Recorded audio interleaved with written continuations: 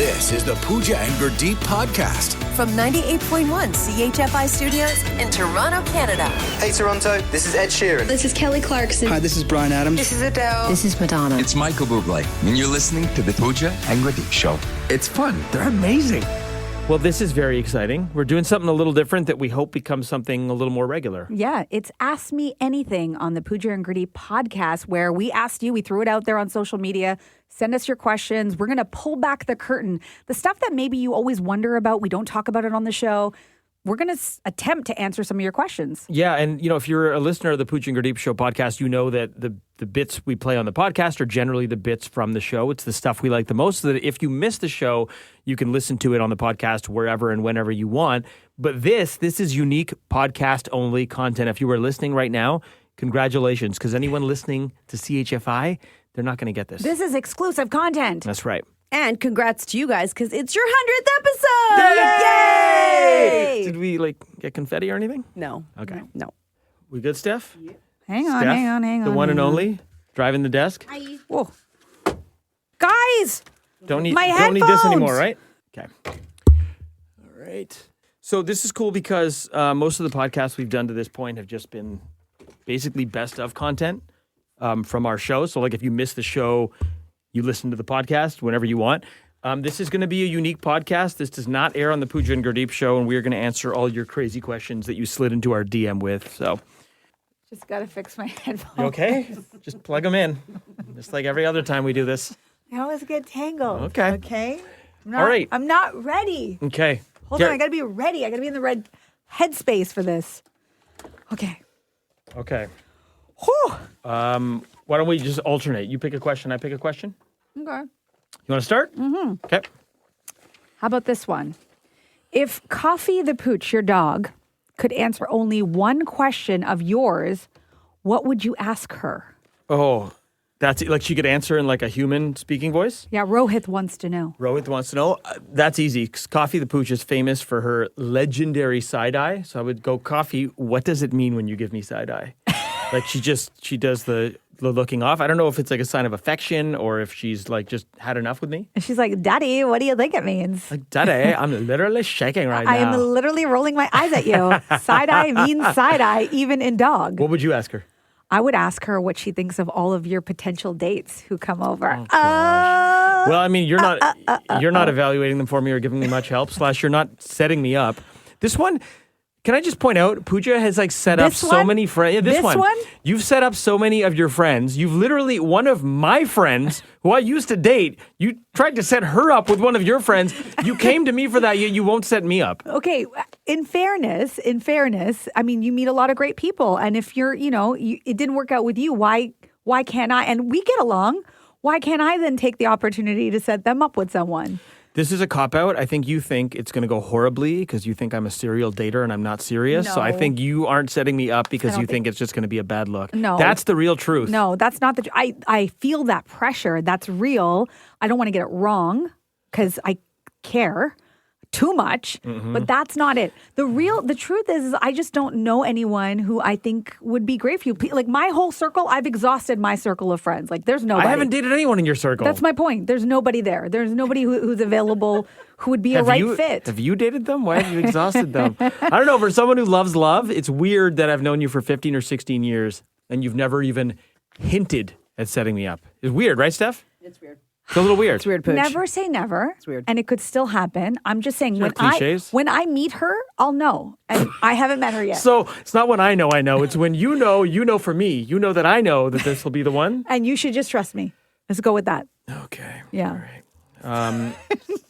Okay, your turn. Major cop-out. Yeah. I like this one. Where is it? I saw one that I liked. Give me a second. Hold on. I printed mine out. I'm so old school. Yeah, I know. Okay, this one is from Vinuta. Vinuta says, would Pooja ever get a dog? Oh, so here's the backstory. It's a long story. Great. How much time we got? It's a good thing it's a podcast. It's a podcast. The best part of the podcast is we don't have a producer sitting there wrapping us up. We can just go. That's true. But I can turn off your mics. This is true. Yeah. Okay, there's truth in this. So when I was a kid growing up, I was very, very afraid of dogs. Really, really afraid. There was a dog who lived across the street. His name was Haika. and he was a German Shepherd, and I was just terrified. So every time I would walk out of the house, he'd start barking. One time I was, running. I was just playing outside, and I guess he got loose, and he just started running after me. And the dog just wanted to play, but I didn't know that because I'm afraid of dogs. I think the dog licked me, and I was like, and I was terrified.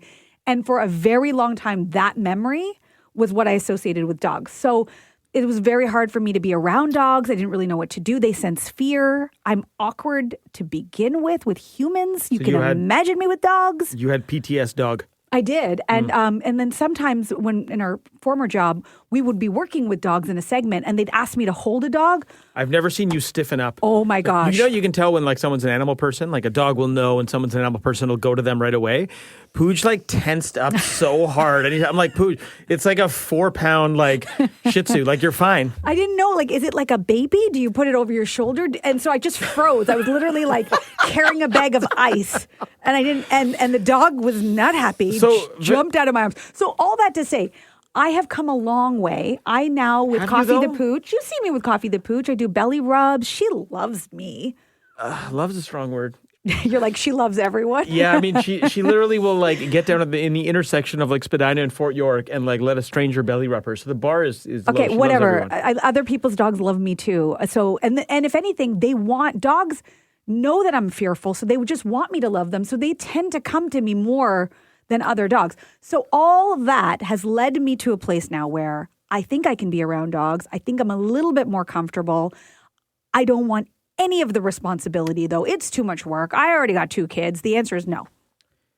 Wow. You kind of took us on a roller coaster of emotions. I will just say, because I'm on Team Dog, firmly on Team Dog, there are studies that have shown what dogs do for child development. You have 2 2-year-olds. Mm-hmm. I feel like having a little dog, and I'm betting C and Bodhi want one. I think it would be love dogs. For their emotional development, for their just connection, learning responsibility to care for. I think you should do it. But if you're not ready to care for it, then don't. At 2 years old, if I make them care for the dog, would that be a mistake? Yes, okay. Absolutely. So then no, it can't happen. They have to take care of the dog, then they can have a dog. Okay, so Vanuta, we're going to start with a chia pet for Pooj. We'll get you a chia pet for Christmas. As and see how long that as goes. I don't have to hold the chia pet, I think we're fine because that's where I get awkward. Don't put it over your shoulder. Like a baby. Yeah. Okay, thanks for the question, Vanuta. What else you got? Okay, Vanuta has a second question. This one's for Vanuta, you. Getting up in our inbox. Does Gurdeep believe in soulmates? Do I believe in soulmates? Mm-hmm. Okay. Right now, I'm going to say... now? I'm sorry, is my answer too long-winded? Miss 8 minutes to get to know for a dog? No, a question about soulmates, usually you know your answer. You don't have to think about it. Of course you got to think about it. It's a deep question. I'm going to say... Right now, I don't because I've never met anyone that has so compelled me to feel like they are my soulmate. I'm reserving the right to change my mind if I were to meet someone that I feel like, oh my gosh, this is my soulmate. Do I think that's going to happen? No, because I'm not a believer in like there's one person for everybody. I think it's about where you live and your surroundings and where you work. Like Mr. Romance over here. Relationships are about... Like, there's a reason why in university residence you wind up becoming friends with and dating the people who live in your residence, not on the other side of campus, because it's like animals in a cage theory. You tend to socialize with the people who geographically are around you. Okay, I'm a practical person, so in practicality, it's pragmatic. I understand what you're saying, but you have to be able to point to examples. People in your life, there are couples I know that you know where you're like, those are couple goals. Oh my gosh. They're great couples. Like I would count you and Paul in that. I don't know if it means you're soulmates. Yeah, but then haven't you met the couples who have like that unbelievable story? They're like, no, we actually grew up in different countries and then this happened and we actually met and then we didn't get along. And then years later we came together and then I found out that, this was my perfect soulmate person. Okay, fine. Let me amend my answer then. I believe that the concept of soulmates is true. The likelihood of each person finding their soulmate in a world of 7 billion people, extremely unlikely. I'm a numbers guy. Does it exist? Yes. Do most people find it? No. Well, you're never going to find your soulmate with that attitude. I'm going to stick up for you for once, which I hardly do. Hey, I know, you're feels welcome. good. But a soulmate isn't always necessarily your partner. You could meet your soulmate. It could be your best friend. True. Or your dog. Or your dog. This My is dog true. So do you believe in soulmates? Yes. There you go. Coffee is my soulmate. Producer Steph knows how to get right, get past all of it, go straight to the place where you love the most, which is Coffee the Pooch. Okay, there I'm you gonna go. put you on the spot with this one, Pooj. We're switching gears here. Good question from Josie _Cugliari. Kuliari. Do you miss being on TV or do you prefer radio, Pooji guy? Oh, wow. Yeah. Okay. Do I have to pick? Be honest. I don't miss our previous jobs, if that's the question. I like being on TV. I just think that what we were doing before really limited us in, being able to be us, which essentially is what we get to do on our show here on radio. And everybody's been so welcoming and so warm. And it's a completely different ball game when you get to come to work, you get to be yourself. I get to work with one of my best friends. There's always a qualifier there. Me! One of my best friends. One of my best Gurdeep. work friends. I'm like, wait, how am I not even your best work friend? And we get to laugh all day, play good music. And it's so much fun to have a job where you come to work and you're the distraction from all the difficult things in the world versus what we used to do before, which is we talk about all the difficult things in the world. It's just a different ball game. It's almost like it's not fair to compare. Yeah. But of course, I love what we're doing. Yeah, it's not fair to compare, but Josie's asking, so we're going to answer, Yeah. right? Like, if I get asked that all the time, do you miss TV? And like, I understand the visceral connection when someone can see you and hear you versus now we're mostly heard, not seen. However, we do have a weekly segment on breakfast television, which you can check out. There's that. Like, if I'm being completely honest, I miss the vanity of TV a little bit. Ooh. If I'm being honest with myself, I do miss the vanity of TV a little bit. Like, I miss meaning getting, you miss like how good you look on TV? yeah. Yeah, that's right. It's the confirmation bias of me leaving the studio and walking on the street and being like, hey, I just saw you. Great suit. Like, now I can wear like shorts and a t-shirt on here and nobody sees me, but that's fine. And I will admit, like, some good lighting and good That's hair and what I'm makeup. saying. Like, See? you feel like You're on Team Vanity. You're on Team Vanity now. Actually, I do miss that part. Okay, but Yeah. the thing I love more about radio, I this is why miss the it's- wind machine the most. She thinks she's Beyonce. That was my favorite part.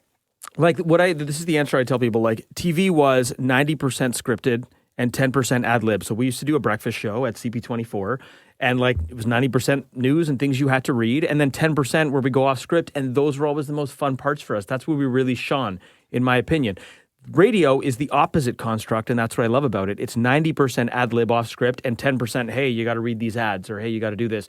So the obligation is a lot less. We're working twice as hard, but we're having a lot more fun, and it's like a lot more fruitful and rewarding when we have a really good show here, because like our fingerprints are all over it, as opposed to TV, which is largely like, hey, like you got to read this script about this fatality or about this like water main break. And You when know? people come up to you, I mean, the thing that really matters, whether it was in TV or whether it's in radio, it's the connection with people, right? When you feel connected to your community, when you feel connected when somebody's like, hey, Gurdeep, and like they feel like they know you because they do, that part's lovely. We had that in TV as well. But what are the things that people ask you about? They ask you about those personal things. The things they remember about you or the things that they want to talk about are not the broken water main. No. Or the, 5-alarm fire, right? Yeah, it's like when, I broke into New Kids on the Block step by step when I was throwing the weather, which we weren't planning, but it just happened. And it was Because like, you that's knew all the steps. Of course you know all the Step steps. 1. We can have lots of fun. Step 2. There's so much we can do. Step 3. It's just you and me. Step 4. I can give you more. Step 5. Don't you know that the time has arrived? Oh, wow. Come on, man. I mean, who doesn't remember that? I wasn't sure if you were going to be able to hit it. But Every you, kid from the 80s. Yeah, I mean, You delivered. thank you. Okay. Caledonia girl writes us. Where's she from? Caledonia. There we go. Good guess. She says, are you two best friends outside of work? Ooh, well, this is a bit of a sore point. I'd like to think so, but it has been made very clear to me this year that we are only work friends. No. And we had to bring in a friendship therapist, which, by the way, if you haven't listened to that podcast episode, we'll get a link up maybe in the show notes for this one. Can we do that? Is that a thing? I hear other people on podcasts saying that. We'll get a link up in the show notes. Let's do that. Roxanne Francis, a great therapist, sat down and gave us friendship therapy. Now, here's the whole picture. I love Pooja. The reason we got our own show together in the first place, which was 2011, Pooja and I got a weekend. We had CP24 Breakfast Weekend. I had never worked with you on air. We were just two reporters and anchors who were in the same newsroom. I think the boss saw that you and I just would not stop nattering and chatting away to each other behind the scenes. It was mostly you talking to me because I was true. busy You're working. I'm trying to focus. Yeah. I'm writing my uncam. And I was like, but let me tell you about my date.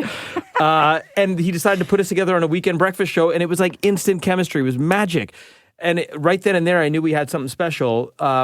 Life has gotten busier for both of us. You've got two kids. We've both got busy. So it's tough to find time outside of these 5 days a week, and I get it. But we've now mandated, according from the therapist, we've mandated quarterly hangouts, which sounds super. It sounds like a prison sentence. Yeah. But like if you don't plan it, it's not going to happen. And here's the worst part. We planned one, Yeah, and then what I happened? canceled. You canceled on me the day before. Did I tell you about that, Steph? No. Yeah. She texted me. I was all excited. When like, was this? Like 2 weekends ago. Wow. Yeah, she texted me on the Saturday, and she's like, "Hey, tomorrow's not going to work." I said I hate to do this because I was so looking forward to it, but I got to cancel our quarterly. What was the excuse? I have a lot going on. I had to wash my hair. Nice. I'm going to tell our therapist. Yeah. I'm going to tell our therapist you didn't hang out with me. Okay. Look, our friendship, we're like brother and sister. You're my little brother, and our friendship is based in razzing one another and making fun of one another. That's just what we do. That's how we show our love. So it's very hard for me to say really nice things about you. Okay, but It's I'm going to hard take. for you to say nice things about me? Well, because I'd rather make fun of you than say nice things, and vice versa. By the way, That's true. I just said I love Pooja. I know. So I'm about to say the same thing. I don't love anything. You're not.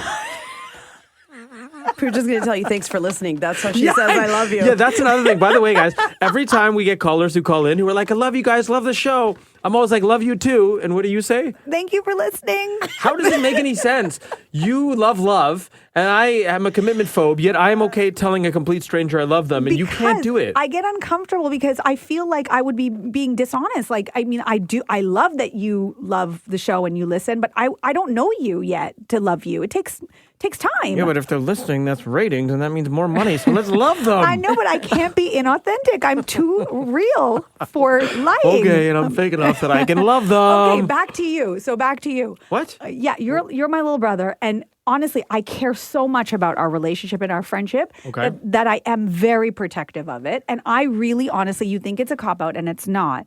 I really, honestly believe that I'm a lot. I'm a lot to be around. I see my poor Agreed. husband suffer in silence, and I just want to make sure that you get me in small doses. That's all it is. Because God forbid you get too much of me and then you're like, oh my gosh, I have to like hang out with this girl. I have to work with this girl. It's too much. And then the next thing you know, every time I go to say something to you, there's like tension or you're like, oh, you start doing that thing on air. I love you, Pooch, but look up from your navel. This is not about you.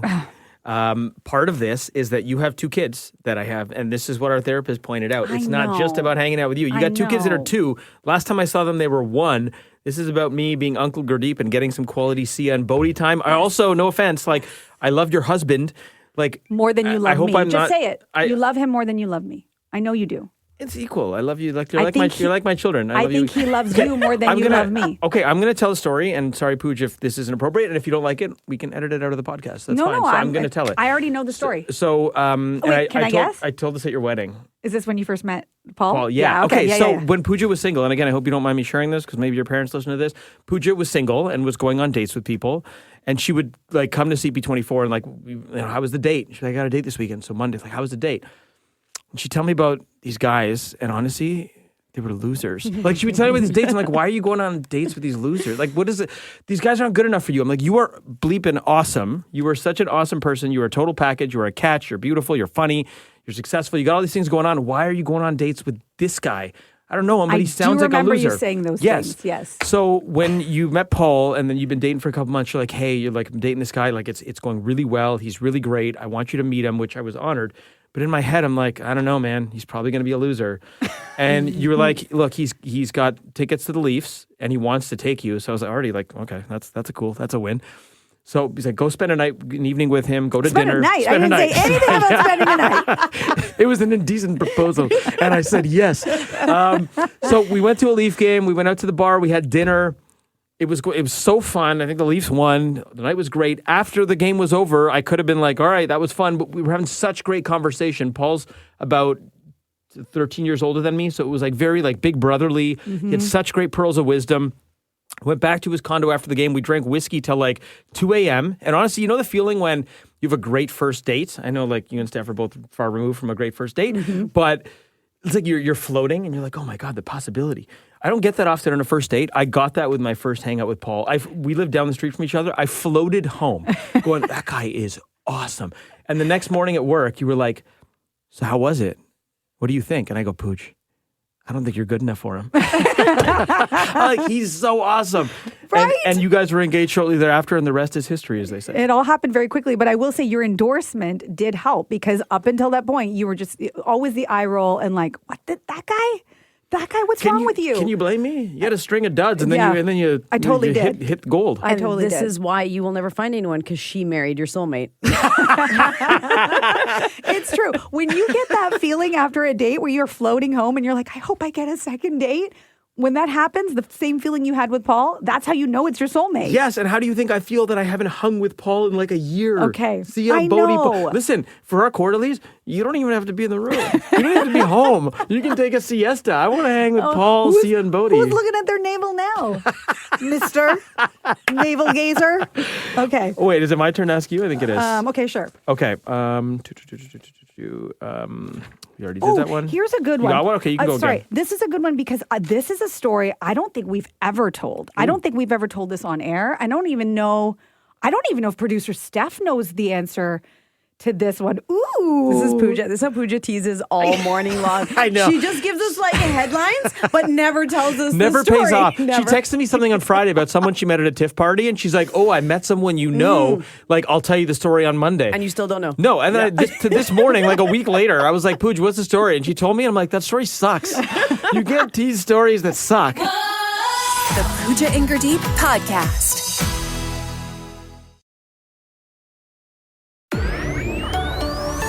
This is the Pooja and Gurdeep Podcast.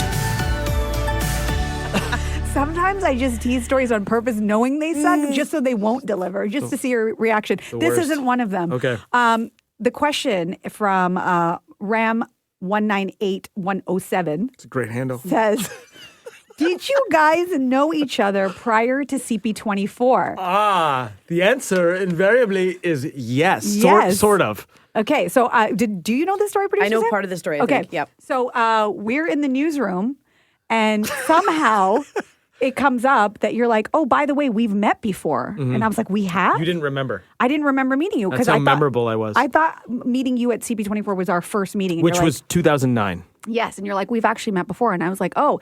And you have to keep in mind, we're in an open concept in this newsroom, so everybody can hear our You hear conversation. everybody's business. Yeah. So as we're talking, I'm like, oh, I didn't know that. And you're like, yeah, you danced in my basement. In 1993. And when you said that, everybody turned around from their computers and they were like, say what now? It Because was like record scratch. you danced in my basement can mean a lot of things. You were the private entertainment that was hired. That doesn't make it better. No, sorry. You just made it worse. Right. I guess as a younger kid, I used to do like these Indian dances, and I used to do it for like the temple, and I used to do it for cultural shows. And for whatever reason, I was at your house for Right. a mutual family friend's wedding. It doesn't explain why at the one in my basement you jumped out of a cake.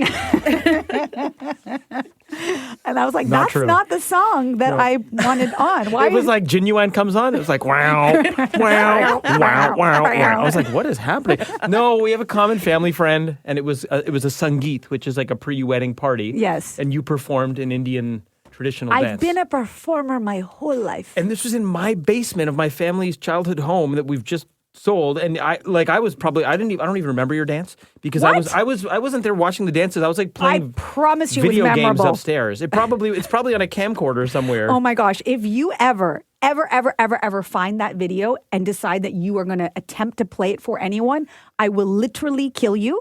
And we will not be friends anymore. So that if- is not allowed. If Don't you weren't- dare. If you weren't there, though, how did you remember that it was Pooja? Because video? it was told to me that like, you know, Pooja was at this party and she performed in the basement. Do I actually remember seeing her dance? No. Okay. Okay. Because like you were 11, I was probably like 7 or 8. This is the age where it's like, I don't know, girls gonna still have need to cooties. find I'm that like, I still don't video want to. or photos I or would pay something. so much money to have that. I'd pay $58 No. to have that No, video. no. And by the way, what am I doing going to stranger people's houses and dancing there? Like I know I knew whose wedding it was, but Yeah. we were at your house. I didn't know you. And I was just like, my mom's just like, oh, go was there the- and put on a performance. I think in 38 years at that house, that's the most people we've ever had. There were like 200 people in my house. It was so hot. I remember it was, yeah. So yes, I guess we kind of did know each other before CP24, although my dance wasn't very memorable. Did you get paid? No. Oh, what? I think- you owe her some money. I think people were. And don't pay me in I think- $1 bills. I think people were throwing $2 bills at her. No. Bills. Yeah, Don't. $2 bills. It was a while ago. Don't pay me that way. It wasn't that kind of party. This one's not really a question, more so a comment. This is going to build you up. This is from K.Wam_E. No way Pooja is 45. She looks younger than 45. Didn't you tell me I was basically 50 in one of the videos we did for our socials? The math guy, I rounded up. Thank you for the compliment. 45. I'm trying to embrace the aging gracefully mentality. I'm so glad this is so thought-provoking to you that you are on your phone. I'm looking for the next. I'm getting a compliment about how good I look. I'm looking for the next question. And you are already on to the next because you don't care for the answer. No, I know you look great for your age, but part of it's genetics, obviously, right? Yeah, my mom and dad look great. I've got some good genes. The point is that I'm trying to embrace aging. I don't like this notion of the older you get, the more invisible you get and all of that stuff. I'm trying to just be like, listen, we can still have it going on at 45. Yep. And it doesn't have to be that it involves all this extra stuff. That's what I'm trying to do here. Also, I mean, we're kind of insulated now that we're on radio as well, right? Like if we start aging like an old catcher's mitt, it's like you don't have to look at us. Right. You only have to hear us. But we miss the vanity of TV. But we totally miss the vanity of TV. I do. And my wind machine. This person texted in like several times. Okay. S to the dub to just say, can I come in and pie Gurdeep in the face? I'll give $100 to charity. That was me. Yes. Was that you? S to the dub. S to the dub. I'm going to say contingent on the type of pie it is. I'm going to say yes. If you'll give $100 to a charity of my choice. I'm going to say S to the dub. Yes to the dub. You can't answer. It's my face. It doesn't matter. It's charity. I know, but okay, can you pie Pooja in the face for $200? How about that? You can do it. We get to pick the pie. You got to donate $200, but you're pieing both of us. How's that? I'll do it. For charity, I will do it. What pie would you pick? Apple? Hot? Nobody said anything about temperature. But it's got to be warm apple pie. Not always. Usually it's like some kind of like cream pie, so it doesn't hurt either. Yeah, why would you pick apple? That's like I'm gonna pick pecan because they're sharp and edgy. Because I immediately thought about like it's going to be all over my face, and I want to be able to like lick off whatever's on my face. I want it to taste good. I'm just gonna go like apple's my favorite. I'm gonna go like puppuccino, like whipped cream pie. That's I want it. a whipped cream pie, like a foil tray just full of whipped cream. Well, that's boring. Well, it's. I'm gonna have apple all over my face. Have we done enough? Is there any more you want to do? How much time are we at here, Steph? You're at 26 minutes. Okay, I've got one here. Okay. What do you guys really do when the show is over? What are your routines? Spill the tea. This is from Catherine. Catherine, I'm sorry to disappoint you, but like it's not that thrilling. Like, okay, so the show's 5 to 9. It's live. We pre-record a couple of things in this very studio. And then we go to the room next door and we spend about an hour building the next day's show. It's producer Steph, bossman Blair, Pooj, myself. We pitch ideas. We all come to the table with some different content. We'll throw it out. We'll talk it out. What's the best way to do this? Is it a 5 calls decide it all? Is it a crowdsource? Is it a one-off break? What do we say? How do we P&G it? P&G means how do we put the Pooja and Gurdeep spin on it? What are the different angles? And it's kind of fun. It's like a writer's room, right? Like you're pitching ideas. Some work, some don't, and we put the show together. And because, at the end of the day, we want to talk about things that matter to you. We want to talk about things that resonate. But at the same time, like sometimes Gurdeep and I just have our own very unique individual takes on it. And it's about sort of going there. Because at the end of the day, for the most part, everybody talks about the same things. And, right. We don't necessarily want to do that. So it's sometimes that room is hilarious. Like we come out of that room, we're laughing so hard, we're crying. Yeah. Sometimes that room is exhausting. Yep. Because I'm just like, oh my God, I just want to go home. I don't want to talk anymore. I don't want to talk to any of you anymore. When you wake up at 3 a.m, at some point, like the adrenaline of a live show gets you through. But I think what happens to a lot of us is after 9 a.m. when the light turns off and we come in here, your body just goes, it shuts down and you like realize how tired you are and that we've probably all only slept like 4 to 5 hours. So that it's almost like you got to squeeze all the content out before your body just gives up on you. Yeah. And then we're like, most of us are home by 11-ish, yeah. depending on how many meetings we have. We've got a lot of meetings too. And maybe that's what Catherine means, actually. Maybe I took this in the wrong direction. What do you do like once you're home? So when the kids were home, it would be like full on with the kids all day and right up until bedtime. I put them to bed at 8. I go to bed and then we do the whole thing all over again. Now that the kids are in school, I go home and I don't even know what to do with myself. I just start pacing. You eat chips and drink wine. That's exactly it. I've been stress eating because the kids are in school, but I pick them up at 3:30. So from 11 to 3:30 is really my time to answer emails, get caught up on things, do all of the to-dos, the laundries, all the things. That's my time. Steph, what do you do when you go home? I get out of here a little bit later sometimes. I'll be editing some stuff and then I'll go home and then I'll work on the podcast on some days. But yeah, my kids come home at I start the pickup at 2:00. So when I get home between 11:30, it's just like catch up before the kids get home because then the second job starts of parenting. Right. So there's not a lot of rest. Everyone's like, why don't you nap? And I'm like, I can't nap. time. I got to say, I have so much respect for you guys and like anyone else who's on a crazy schedule or works shift work and is also a parent. Because I find this, I've been doing mornings now for like on and off for 10 years. I find it really tough to manage. And it's just me and my dog. I know dogs are a lot of work, but still, they're not children. Like it's hard. Like it's hard to go to bed early. Waking up early is one thing. Going to bed early is the hardest thing I find, right? Being responsible on like a Thursday or a Tuesday night when maybe the game is on or there's a fun event happening and it's like, nope, I'm going to shut it down at 7. Our lives are very unglamorous outside of here after the show. Like I go home, I walk coffee. You're the most glamorous out of all Am of I? us, though, because you go out. You Well, it's actually because have a I'm life. into my vanity. Yeah. Well, you're single, ready to mingle, so you go out, which is really great. Am I ready to mingle though? I kind of just want to take a nap. Yeah, I get home, I walk coffee, I make something to eat, and try to get stuff done. If I have an event in the evening, I will take a little nap, 2 hours, and then do that in the evening, and then again try to be in bed fairly early. Like these events too, you go to, they all look glamorous on Instagram, but honestly, you show up.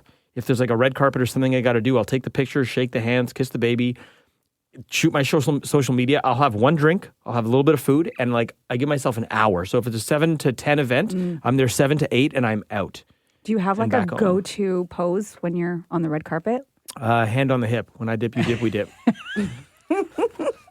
That's enough questions. Have we wasted enough of your time? That's enough questions. Okay. Thank you for all the questions. I'm sorry we didn't get to all of them, but this was fun. We should do more of these. Yeah. I'm tired. Now it's time for all of us to go home and live Yes. our second lives. Thanks so much for listening to the Pooja and Gurdeep podcast. Thanks for listening to the Pooja and Gurdeep podcast. Listen to Pooja and Gurdeep live weekday mornings from 5 to 9. Only on 98.1 CHFI. Toronto's perfect music mix.